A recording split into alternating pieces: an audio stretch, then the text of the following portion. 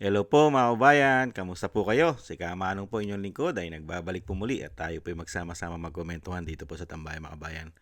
At sana po ay nasa maayos po kayong kalagayan. Komentuhan po natin ito pong si Matibag. Si Matibag po ay nahamon po si dating Congressman Defensor. Nakasuhan daw po yung asawa niya. Doon daw po sa sinasabi ni Defensor na kasama ang kanyang asawa at siya po ay nasa Cabral Files na nagkaroon po ng napakalaki pong insertion, allocables, na bilyon sa flood control issue na mga ghost project. Kasuhan daw po, mga kababayan. Ito po ang hamon ni Matibag, mga kababayan. Pakinggan po natin itong balita at komentuhan po natin. Mainit na banat ang hatid ni NBI Director Melvin Matibag kay dating Congressman Mike Defensor. Hinamon niya ito na kasuhan ng asawa niyang si Congresswoman Ann Matibag sa issue ng flood control scandal. Ang detalye sa Metro Morning Report ni Chill Emprido ng Abante. Hinamon ni National Bureau of Investigation Director Attorney Melvin Matibag si dating Congressman Mike Defensor na kasuhan ng misis niyang si Congresswoman Ann Matibag sa issue ng flood control. Ayon kay Matibag, kung merong ebidensya si Defensor ay kasuhan siya kung patuloy nitong igigiit na ginigipit sila ng NBI. Binanatan din niya ang pagtawag sa kanya ni Defensor na tanga at bobo. Giit ni Matibag, unfair na tawaging katangahan at kabobohan ang pag-iimbestiga ng NBI sa umano'y human trafficking activities na kinasasangkutan ng pamilya Defensor. Para sa kanya, ang tunay umano na katangahan at kabobohan ay ang pagdamay ni Defensor sa sarili niyang pamilya sa iligal na gawain. Well, ang sinusundan po natin sa ating investigation palagi ang ebidensya. Malino naman po yung ating inilatag dito. Ito po, itong mga ebidensya yung pinilatag natin. Galing po ito sa SEC, galing po sa ating sa local government ng Pasig. Wala naman pong lumalabas na ibang pangalan, kundi pangalan po nila Mike Defensor at pamilya nila. Nakita niyo naman po yung mga porsyento ng pagbumayari at kontrol ng mga kumpanya. Sa kanila lang naman po lumalabas. Ngayon, Yan po mga kabayan, ayon po kay Matibag. At ano po yung sinasabi naman po ni Mike Defensor na akusasyon po sa kanyang asawa na si Congressman o Congresswoman Matibag, mga kababayan. Ito po.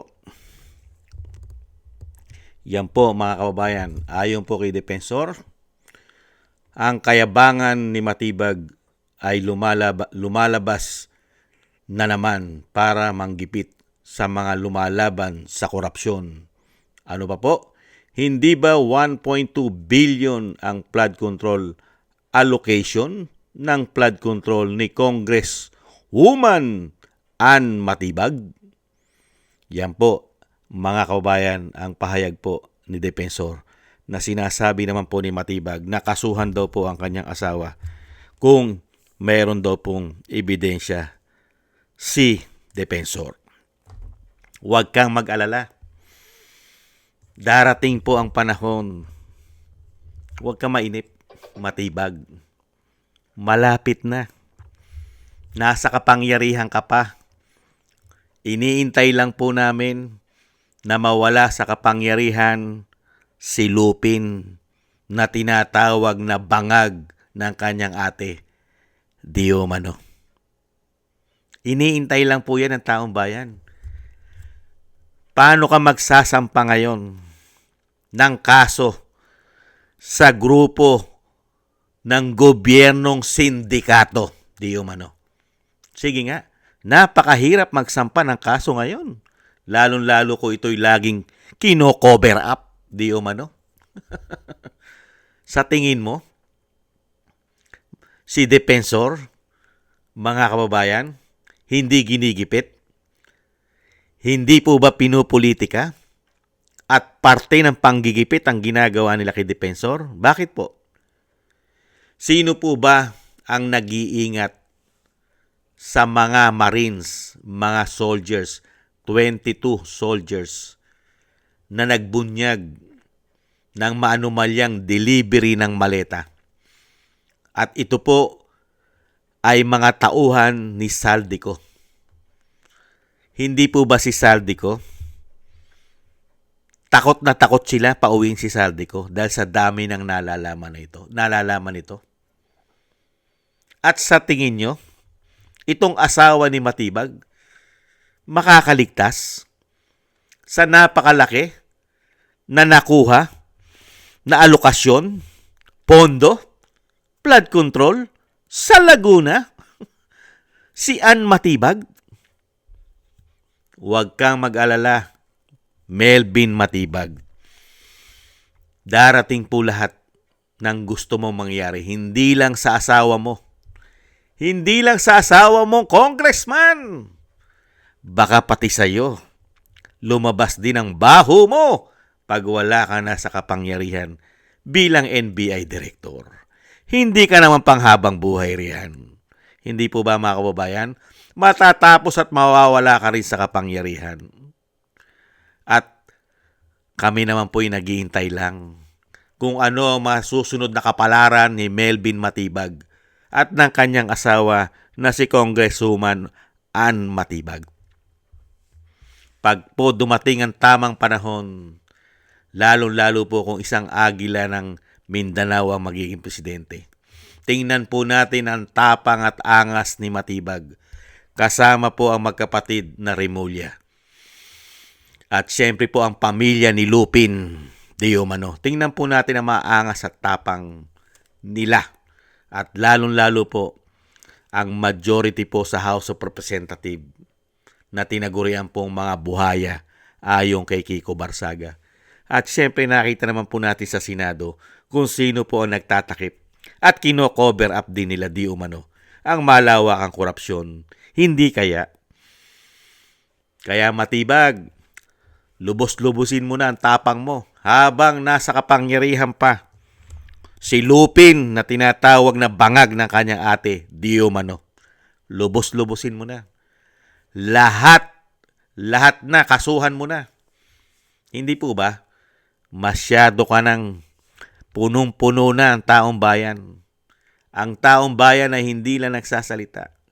Pero sa isip at puso ng taong bayan, sa isip namin, wala ka pang pinapatunayan sa taxpayer na nagpapasweldo sa iyo, Matibag. Isang damo ka lang issue ng korupsyon. Wala ka malang iniimbestigahan.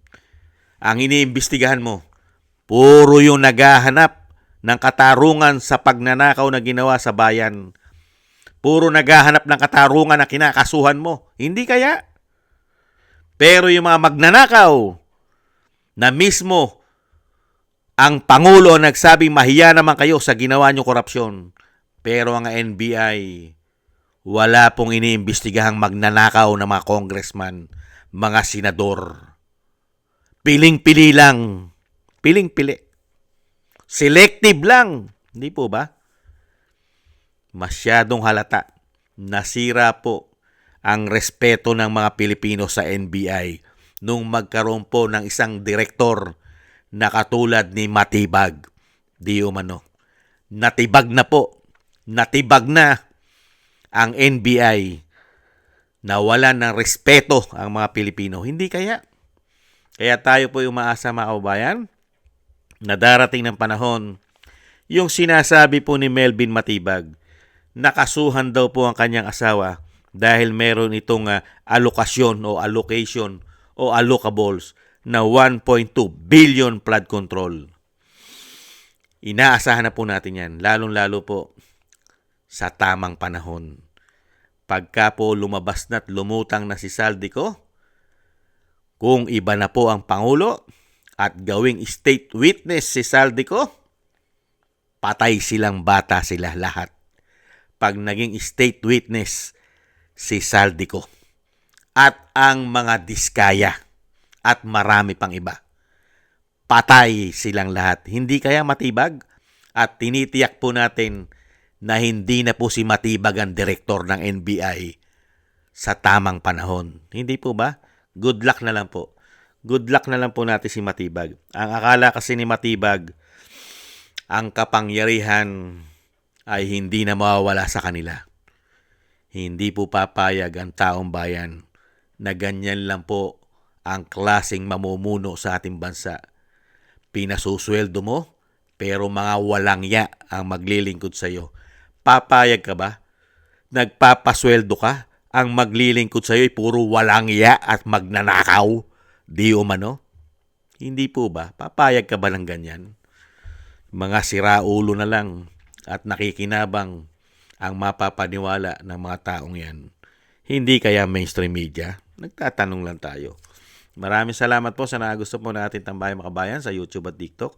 At ganoon din po sa mga nagko-comment, like, share, and subscribe. At sa mga patuloy po nagsusubscribe, mabuhay po kayo. Shoutout po sa inyo lahat. At thank you rin po sa mga nagbibigay po ng tulong at biyaya. Shoutout po kay Eric Hershaw from Canada, Kingston from Hong Kong, Beichi Chiyoko, kay Jake Yahut from California, USA, Gina Ray from Berlin, Germany, Julieta Silona from Sydney, Australia, Baby Roman, Ate Isa from Cagayan Valley, Jem Aris from United Arab Emirates, kay Jobelin Watanabe from Japan, ako si Pilam, Ani Jo, Chodorico Erguisa Jr., Arfel Villacorta, Wills Bubbles, Rosalina, Michelle Yamaguchi from Japan, Norma Garcia, Mary Natividad Blinden from Netherlands, Gay at Shena, Tatay Nick from Toronto, Canada, Nancy Lumampao, Balance Vision TV, Jesus Valdepena, Rolando Guerrero, Mila Yi, Felipe Shapno from Texas, USA, Rolando Timbol from Alberta, Canada, Ma'am LB Sermani from North Miami, Florida, Melchorita Espinosa from Orlando, Florida, USA, Arthur Estraniero from USA, Randy Crispino from Pasig, Mika Ligaspi, Tessie Mantilla from Kuwait, Frank Zamora from California, USA, Romulo Di Binagracia from Bacolod City. Thank you po sa inyo mga kabayan at ingat-ingat po kayo, lalo-lalo po sa inyo pumapagawa. God bless po sa inyo lahat. Ingat-ingat po tayo at tiis-tiis lang po mga kabayan. Paalam. Bye-bye.